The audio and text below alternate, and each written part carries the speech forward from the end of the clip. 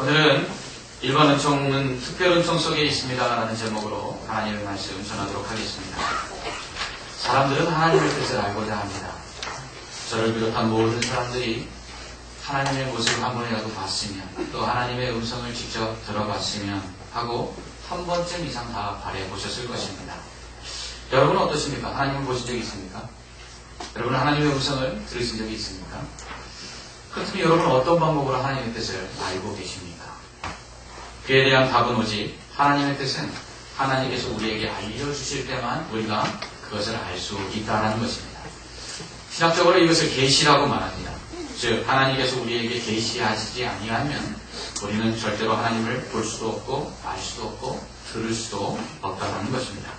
그래서 기독교를 계시의 종교라고 말합니다. 오늘 본문에서 하나님은 자신을 아브라함에게 계시하십니다. 즉 하나님께서 아브라함에게 자신을 나타내 보이십니다. 그리고 하나님의 계획을 그에게 알려주십니다. 아브라함이 마므레 상수리나무 근처에 거하고 있을 때 하나님께서 그에게 다시 나타나십니다. 하루는 날이 뜨거워서 아브라함이 장막문 앞에 이렇게 바람을 쐬고 있는데 세 사람이 문 앞에 서 있는 것을 보았습니다. 아브라함은 그들을 보자 달려나가 영접하며 땅에 몸을 굽혀서 엎드려 절했습니다. 그리고 자신의 집에 거하여 들어가기를 청했습니다. 그들이 이 아브라함의 청을 받아들이고 아브라함의 집으로 같이 들어가려 했습니다. 이때 아브라함이 사라를 시켜서 떡을 준비케 하고 자신은 가축대에게로 가서 좋은 송아지를 잡아서 아인에게 요리하게 시켰습니다. 음식이 준비되자 아브라함은 엉긴 젖과 우유와 아인이 준비한 요리 곧 송아지를 가져다가 나무 아래에 차려놓고 세 사람을 대접했습니다. 아브라함이 차린 음식을 먹은 세 사람은 그에게 아내 사라가 어디 있느냐라고 물었습니다. 이에 아브라함이 장가가 있는데요 라고 대답하자 이 말을 들은 한 사람이 내년 이맘때 내가 다시 돌아올 것인데 그때에는 사라가 아들을 낳을 것이다 이렇게 말했습니다. 이때 이 말을 장막문 앞에서 사라가 듣고 있었습니다. 내년 이맘때 자신이 아들을 낳는다는 말을 들었다면 아들이 없는 사라가 얼마나 기뻐했어야겠습니까? 하는 다른 속으로 웃었습니다. 그리고 이렇게 생각했습니다. 나는 이제 늙었고 내 주인도 이제 내 남편도 늙었는데 내게 무슨 즐거움이 있겠는가? 어찌 아이를 낳을 수 있겠는가? 라고 그는 속으로 생각하며 웃었습니다. 이미 아브라함의 나이가 이때 99세요. 그리고 사라의 나이가 90세로 늙었고 또 오늘 본 말씀에 보면 사라는 생리가 끊어져서 더 이상 아이를 낳을 수 없는 상태였다라고 말씀하고 있습니다. 그러니 사라로서는 당연히 아들을 낳는다고 말하는 그들의 말을 듣고 기뻐하기보다는 속으로 불가능한 일을 아무 그저 근거도 없이 이야기하는 그 사람들의 말이 웃길 수밖에 없었던 것입니다. 그러자 이 사라가 웃은 것을 안 이 사람들이 아브라함에게 사라가 어찌하여 울고는 웃느냐? 사라가 스스로 생각할 때 내가 늙었는데 어떻게 아들을 낳을 것이냐? 이렇게 생각하느냐? 라고 말하면서 여호와께 능하지 못한 일이 있겠느냐? 할렐루야. 네. 그리고는 기한이 이를 때에 내가 내게로 돌아오리니 사라가 아들을 낳을 것이다 라고 말씀합니다. 이에 자신의 생각까지 알고 있는 그 사람들 앞에서 두려워서 사라가 부인합니다. 아닙니다. 나는 웃지 않았습니다. 라고 하자 이에 그 사람들이 내가 웃었다라고 말씀합니다. 이것이 창세기 18장 1절로 15절까지에 기록되어 있는 이야기입니다. 본문에서 하나님께서는 아브라함에게 나타나셨다라고 해놓고는 하나님은 보이지 않습니다. 단지 세 사람이 등장하여 아브라함과 이야기를 나누는 것밖에 없습니다.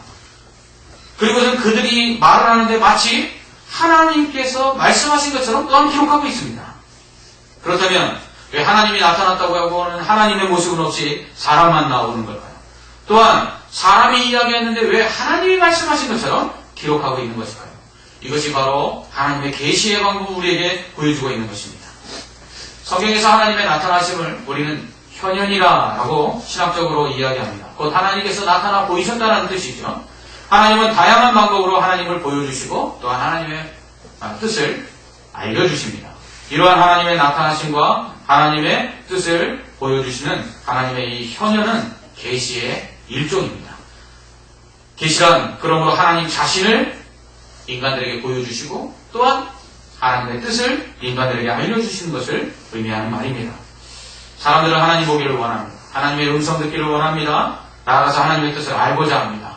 그러나 하나님을 보는 것도 하나님의 음성을 듣는 것도 그리고 하나님의 뜻을 아는 것도 사람의 노력으로 되는 것이 아닙니다. 이것은 오직 하나님께서 우리에게 보여주실 때만, 하나님께서 들려주실 때만, 그리고 하나님께서 알아 깨닫게 하실 때만 가능한 것입니다. 그러므로 하나님을 알려고 노력한다고 알아지는 것 아니고 하나님을 깨달아 그 뜻을 알 수 있도록 노력한다고 해서 그 뜻을 깨닫는 것이 아니라 전적으로 하나님의 주권 아래에서 하나님 우리에게 보여주시고 알려주시고 깨닫게 하시는 계시를 통해서만 우리는 그 모든 것들을 알 수 있다는 것입니다. 그러므로 그런 면에서 계시는 은혜입니다. 그렇다면 하나님이 알려주시지 않으면 절대로 알 수 없는 우리들의 그러한 그 하나님을 우리는 어떤 방법으로 알 수 있습니까? 하나님은 어떻게 자신을 계시하실까요? 어떤 분이 저를 찾아와서 이렇게 묻습니다. 목사님 어떻게 하면 하나님의 뜻을 알 수 있을까요?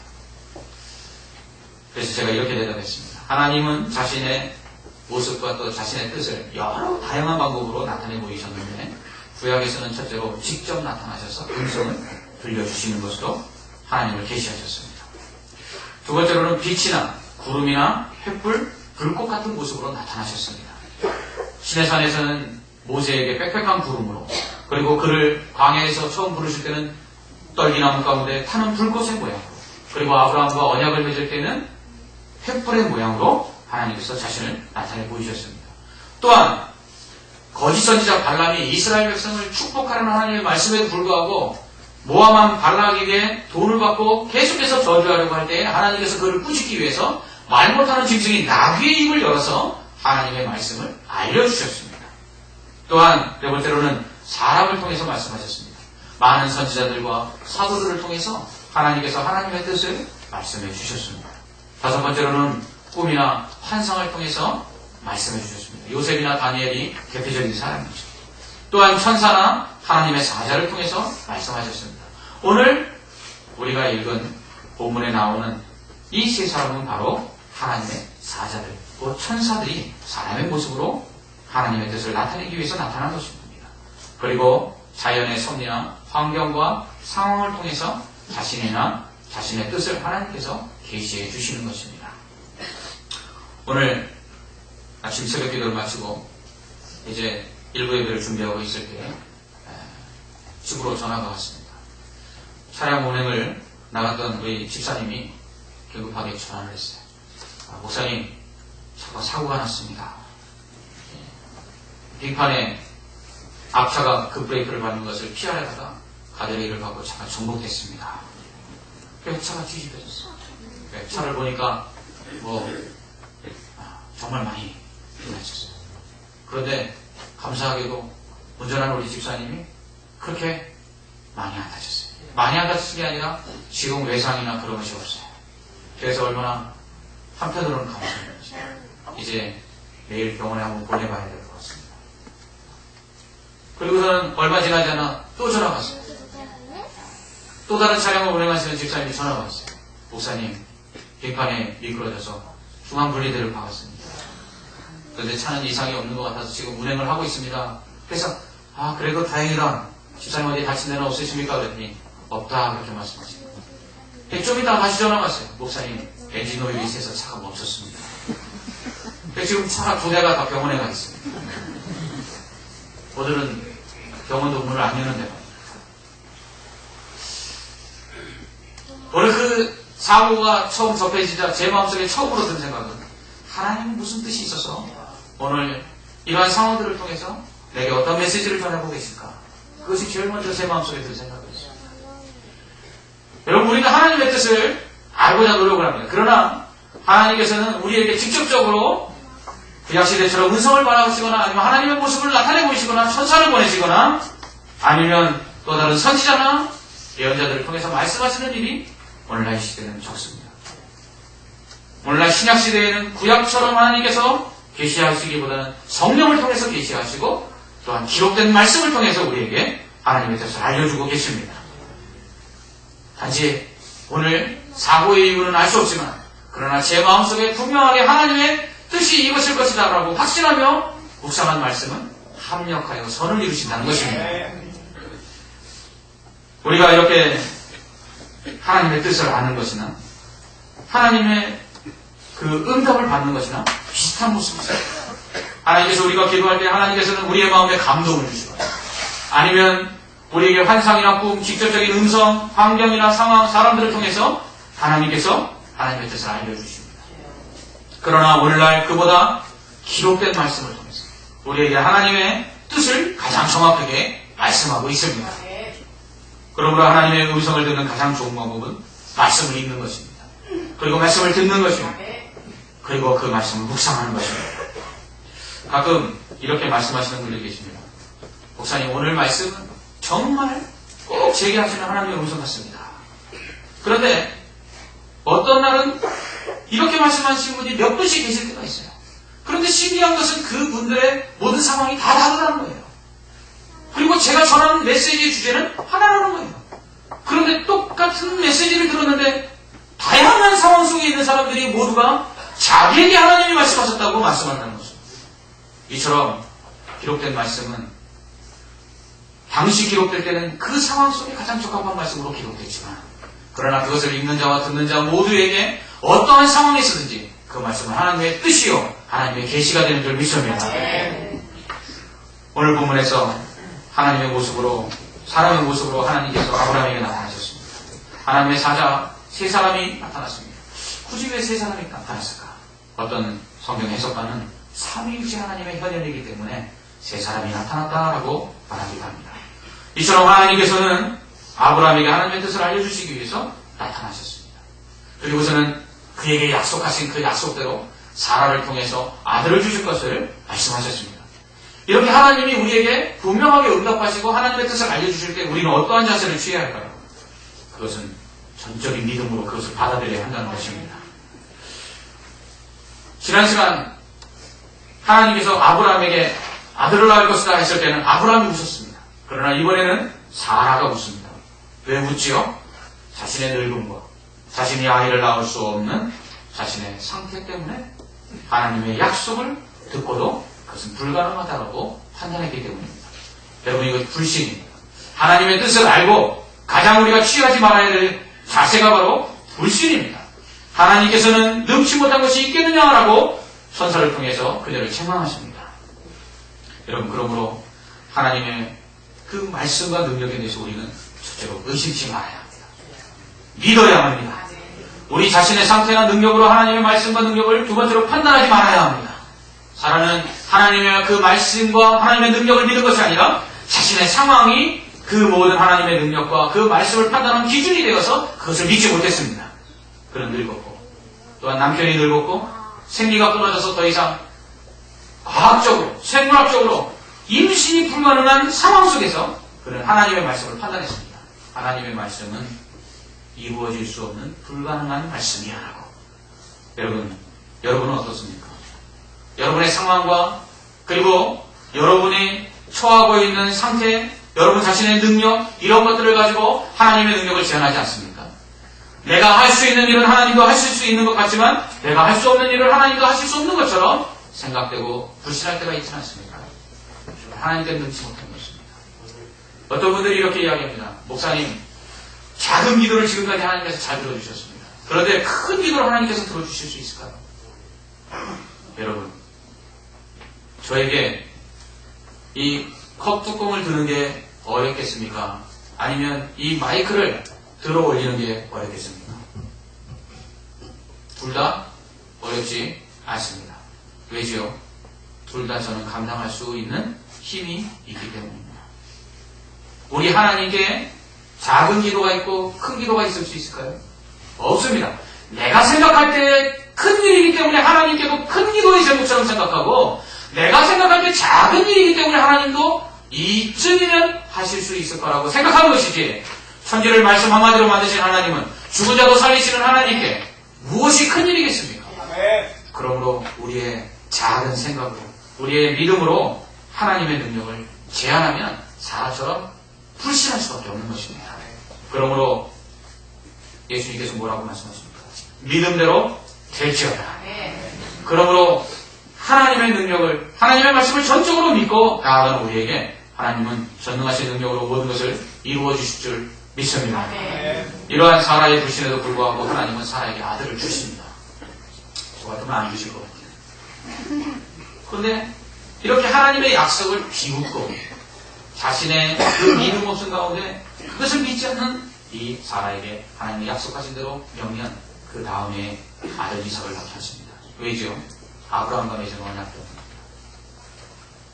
창세기 15장에서 아브라함과 언약을 맺을 때 쪼갠 재물 사이로 하나님이 아브라함과 함께 지나가지 않고 하나님 혼자 지나가십니다. 그것을 통해서 하나님은 아브라함과 맺은 언약에 대한 책임이 하나님께만 전적으로 있음을 약속하셨습니다. 그렇기 때문에 사라의 불신에도 불구하고 아브라함의 불신함에도 불구하고 하나님께서는 그에게 약속하신 그 약속대로 자손을 주시고 그 후손들을 큰 민족이, 큰 나라가 되게 하신 것입니다. 이처럼 우리는 하나님의 은혜 없이는 살 수가 없습니다. 우리가 얼마나 하나님 앞에 불순종하며 하나님 앞에 얼마나 예배치 않으며 얼마나 하나님의 뜻 가운데 거하지 않고 살아갑니까? 그럼에도 불구하고 하나님께서 우리를 긍휼히 여기시는 바로 예수 그리스도와 함께 맺으신 그 약속, 예수를 믿는 자들에게 하나님의 자녀가 되어 하나님께서 그 나라 가기까지 보호하시고 은혜를 베푸시겠다는 그 약속 때문에 하나님께서는 우리의 범죄와 우리의 연약함에도 우리를 지켜주시고 보호해 주시는 것입니다. 이렇게 불신 가운데 하나님의 약속에 대해 비누는 사라에게 하나님께서 약속하신 대로 그 내년에 아들을 낳겠다고 말씀하신 이후에는 소돔과 고모라를 향해서 떠나가십니다. 그런데 이렇게 소돔과 고모라를 향해서 떠나가시려는 하나님의 사자들이 서로 논의하기를 우리가 어찌 아브라함에게 소돔과 고모라로 가는 이유를 숨기겠느냐 이렇게 말씀하시고는 소돔과 고모라로 가는 이유를 아브라함에게 말씀하십니다. 그 이유는 소돔과 고모라의 죄악이 너무 무겁고 그리고 그로 인하여 부르짖는 사람들의 소리가 크기 때문이다 라는 것입니다. 여러분 오늘날 세상이 온통 범죄의 소식들로 가득 차 있습니다. 부조리와 불법의 소리들이 가득 차 있습니다. 그럴 때 사람들이 부르짖습니다. 정말 세상 어떻게 살아갈 수 있는가? 이런 세상 어떻게 정말 우리가 무엇을 믿고 살아갈 것인가 탄식합니다. 하나님께서 그 탄식 소리를 들으시는 것입니다. 그리고 그 범죄한 세상을 심판하려고 지금 하나님께서 소돔과 고모라로 나아가고 계신 것입니다. 하나님께서는 그렇다면 왜 굳이 소돔과 고모라의 이 멸망을 아브라함에게 말씀하시는 것일까요? 그 이유는 실제로 조카 롯이 소돔에 있기 때문에 아브라함 때문에 조카 롯을 하나님께서 생각하시고 구원하셨다는 창세기 19장 29절 말씀 때문에 조카 롯 때문에 그에게 소돔과 고모라의 심판에 대해서 이야기를 하신 것입니다. 두 번째 또 다른 이유는 아브라함을 선택하신 이유가 무엇인지를 분명히 말씀하시기 위해서 소돔과 고모라의 심판에 대한 이야기를 말씀해 주신 것입니다. 하나님께서는 아브라함에게 강대한 나라가 되고 천한 만민이 그로 말미암아 복을 받으며 그 후손들이 하나님의 도를 지켜 의와 공도를 행하는 택하신 백성들로 살게 하시기 위해서 너를 택하였다라고 말씀하십니다. 아브라함을 택하신 이유가 무엇입니까? 하나님을 섬기지 않냐고 우상숭배하고 범죄하는 세상 가운데서 하나님만 섬기며 하나님의 말씀대로 살아가지 않으려면 심판받는다는 것을 세상에 알리기 위해서 하나님께서 아브라함과 이스라엘 백성을 선택하신 것입니다.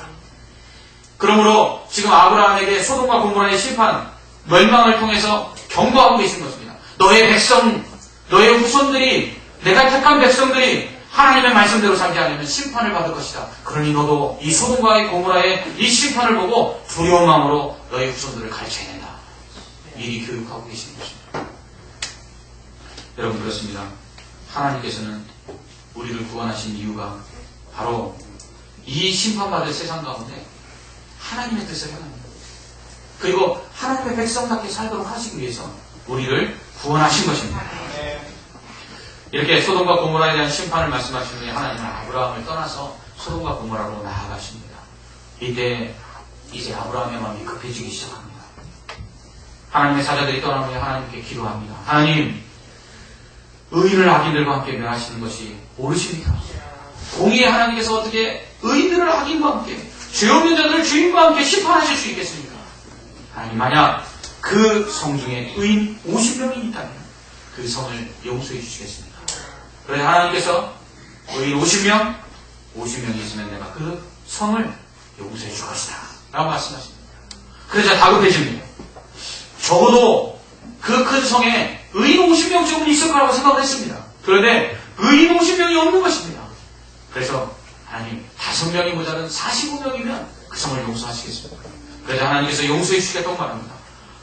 그러자 하나님 이번만 들으시고 용서해 주십시오 하면서 하나님께 다시 한번 다급하게 말합니다. 하나님 그 중에 그러면 40명이 있다면, 그 중에 30명이 있다면, 그 중에 20명이 있다면, 그 중에 10명이 있다면 용서하시겠습니까? 라고 계속해서 하나님께 기도합니다. 하나님은 40명이 있어도, 30명이 있어도, 20명이 있어도, 10명만 있어도 내가 그 성을 멸하지 않겠다고 말씀하십니다. 그리고서는 하나님께서 아브라함을 떠나 소돔을 향해서 나아가십니다. 무엇입니까? 그 큰 성에 의인 10명이 없었던 것입니다. 사랑하는 성도 여러분, 결국 오늘 이 말씀을 통해서 우리에게 성경이 주는 교훈은 무엇입니까? 그것은 첫째로 하나님께서 우리를 구원하시는 하나님의 도를 지켜 행함으로 우리가 거룩한 백성으로 살도록 하기 위함이라는 것입니다. 기독교는 흔히 예수적 종교라고 말합니다. 즉 죽은 후에 천국 가기 위해서 예수 믿는 것이라고 사람들이 말합니다. 그러나 기독교는 예세적 종교가 아닙니다. 기독교는 지극히 현세적 종교입니다. 하나님은 천국에서 사랑하라고 말씀하지 않습니다. 이 땅에서 서로 사랑하라고 말씀합니다. 성경은 천국에서 봉사하라고 말씀하지 않습니다. 예수님처럼 이 땅에서 섬기며 살라고 말씀하십니다. 예수님은 천국에서가 아니라 이 땅에서 구제하고 나누며 살라고 말씀하십니다. 예수님은 제자들에게 천국에서가 아니라 이 땅에 빛과 소금으로 살라고 말씀하십니다. 천국은 믿음을 가지고 이 땅에서 그렇게 사랑하고 봉사하고 나누고 빛과 소금으로 산 사람들에게 주는 상급이라는 것입니다. 하나님께서 우리를 구원하신 이유는 이 땅에서 하나님의 말씀에 순종하며 거룩하고 의로운 하나님의 백성으로 살도록 하시기 위해서 하나님께서 우리를 구원하신 것입니다. 아브라함을 택한 이유는 바로 그것입니다. 가나안 족속을 비롯한 열방의 모든 족속들이 다 우상 숭배하며 범죄하다가 하나님의 심판 아래 놓여있는 그들을 향해서 하나님이 택하신 백성들을 통해서 하나님의 구원이 있음을 알려주시고, 그리고 하나님의 말씀에 순종하는 자들이 바로 하나님의 은혜를 누리며 산다는 것을 보여주시기 위해서 아브라함을 택하시고 그의 후손들이 이스라엘을 택하신 것이에요. 하나님은 우리를 택하신 이유도 마찬가지입니다. 예수 믿는 사람들이 이 땅에서 의와 거룩함으로 살아가서 범죄치 아니함으로 말미암아 구원받은 자로서 빛과 소금으로 살아갈 때에 세상에 믿지 않는 사람들이 우리가 이렇게 살다가 심판받는구나, 우리가 이렇게 살면 안 되겠구나, 우리가 예수 믿고 정말 하나님의 말씀에 순종하며 살아야겠구나 라고 알도록 하기 위해서 우리를 구원하셔서 이 땅에 살게 하시는 것입니다. 그러나 이 사실을 망각한 사람들이 얼마나 많이 있습니까? 그래서 세상에 믿는다고 하면서도 믿지 않는 사람들과 구별되지 않는 모습으로 살아감으로 말미암아, 그래서 그들 때문에 하나님이 욕먹고 교회 때문에 하나님이 손가락질 받는 일들을 볼 때 우리의 마음이 얼마나 안타깝습니까? 그러므로 하나님께서 우리를 구원하신 이유가 무엇입니까? 그것은 이 땅에서 하나님의 백성답게, 하나님의 자녀답게 살다가 그 수고를 다한 자들이 누릴 천국에서의 영생을 얻도록 하시기 위해서 우리를 구원하신 것입니다. 둘째로 하나님께서 우리를 구원하시면 하나님의 뜻을 알아 세상에 멸망할 자들을 위해 기도하도록 하기 위함입니다. 역대하 7장 14절에서 하나님은 내 이름으로 일컫는 내 백성이 그들의 악한 길에서 떠나 스스로 낮추고 기도하여 내 얼굴을 찾으면 내가 하늘에서 듣고 그들의 죄를 사하고 그들의 땅을 고칠지니라. 이렇게 말씀하십니다. 하나님의 백성들은 세상을 위해서 기도하는 자들이 되어야 합니다. 아브라함이 그토록 소돔과 고모라의 멸망, 그 심판을 막기 위하여 하나님 의인 50명이 있다면, 45명이 있다면, 40명이 있다면, 30명, 20명, 아니 10명이 있다면 하나님 그 땅을 용서하시겠습니까? 하고 기도한 것처럼 우리도 멸망받은 이 세상을 위해서 기도해야 합니다.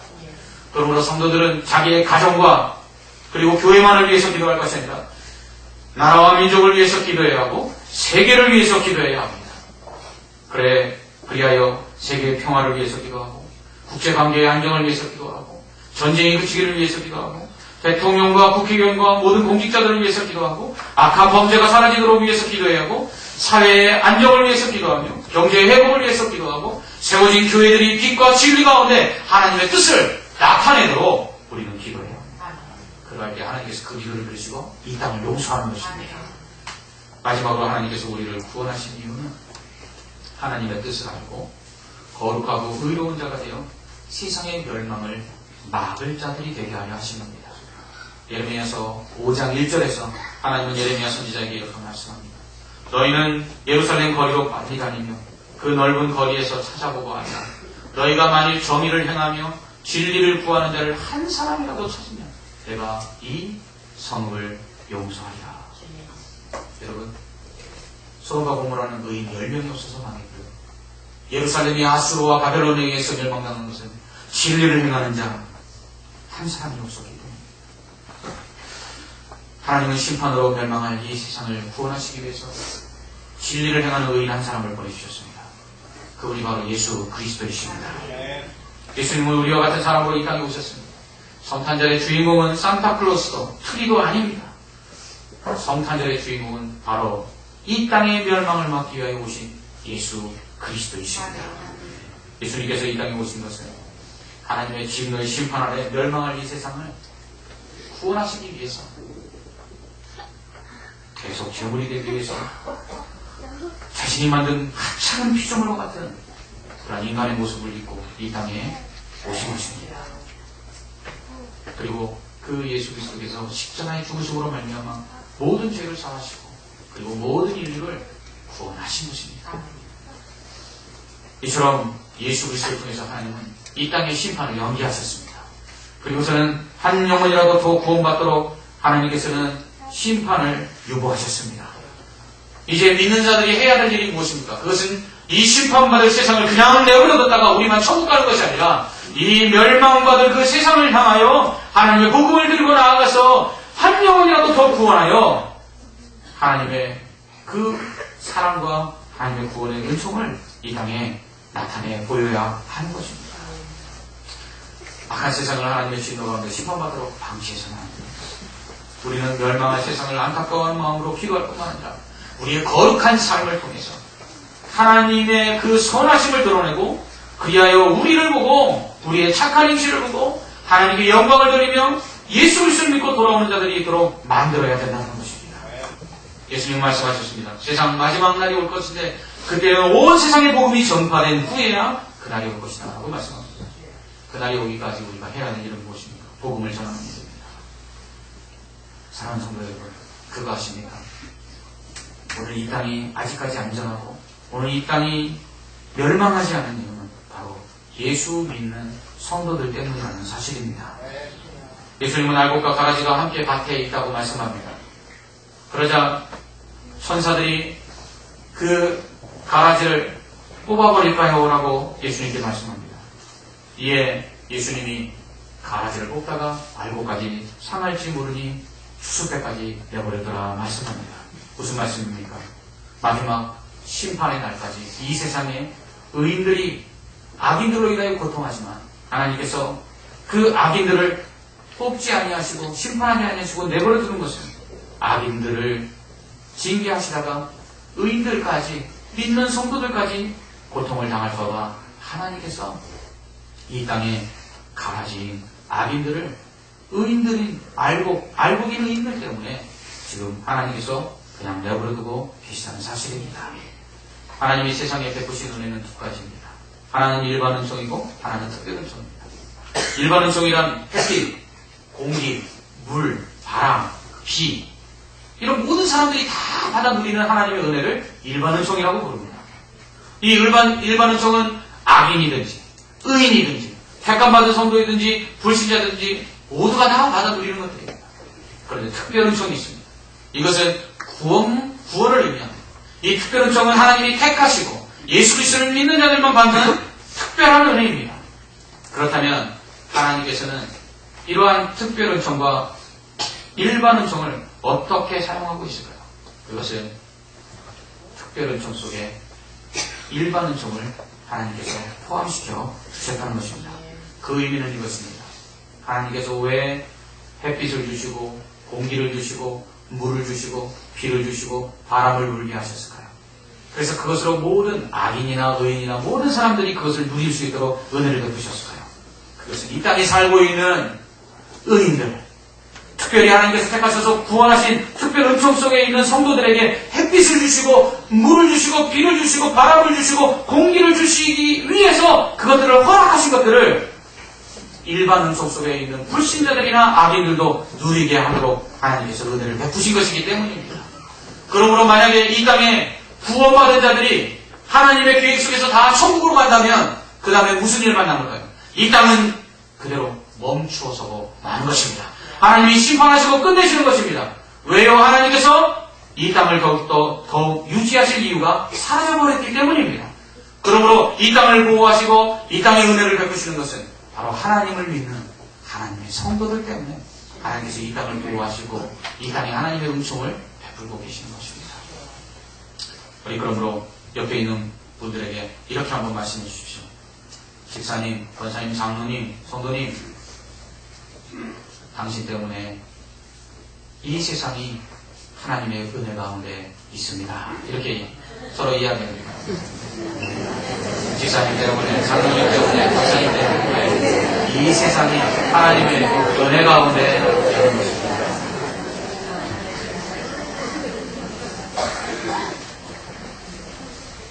이제 3일 뒤면 대선이 있습니다. 여러분 누구를 뽑느냐, 그리고 어떤 사람이 세워지느냐에 따라서 이 나라가 유지되는 것이 아닙니다. 탁월한 지도자,